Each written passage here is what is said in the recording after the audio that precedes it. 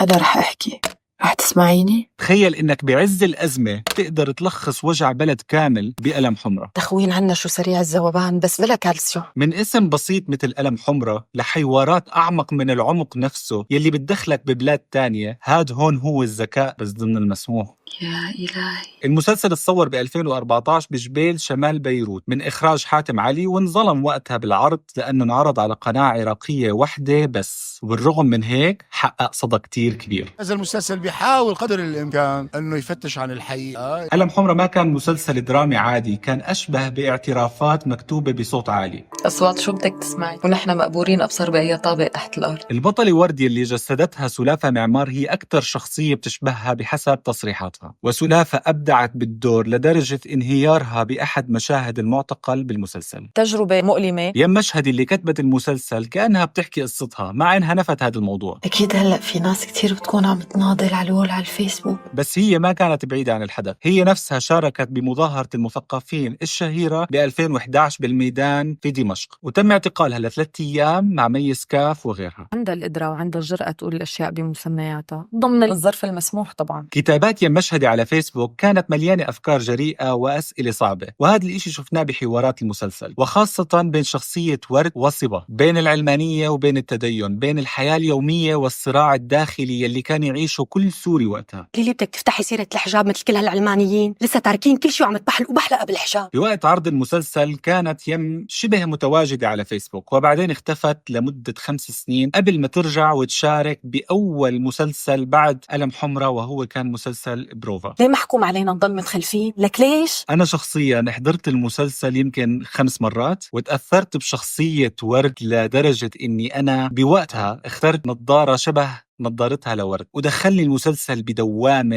عدمية ما عرفت أطلع منها إلا لفترة كتير طويلة. أي من وين لعطشتيها هي؟ من أي مسلسل؟ وهذا إن دل على شيء إنه قلم حمرة ما كان مسلسل فني عابر، كان أشبه بشهادة تاريخية، والأسئلة اللي طرحها المسلسل عم تتكرر اليوم بس بوجوه جديدة وأحداث جديدة. انت اللي رافضة تعترفي انه في اخطاء من طرفنا يعني نحن طرف واحد طالما طلعنا سوا ونادينا بالحرية. ولما العمل يكون له أكثر من 10 سنوات ولساته بيشبه واقعنا اليوم، بتعرف إنه الدراما أصدق من نشرات الأخبار أحيانا. والقصة مو قصة حجاب، قصة حدا بده يقمع التاني، ودايما الاشياء بتبلش بتفاصيل صغيرة وبكرة الممنوعات بتكبر.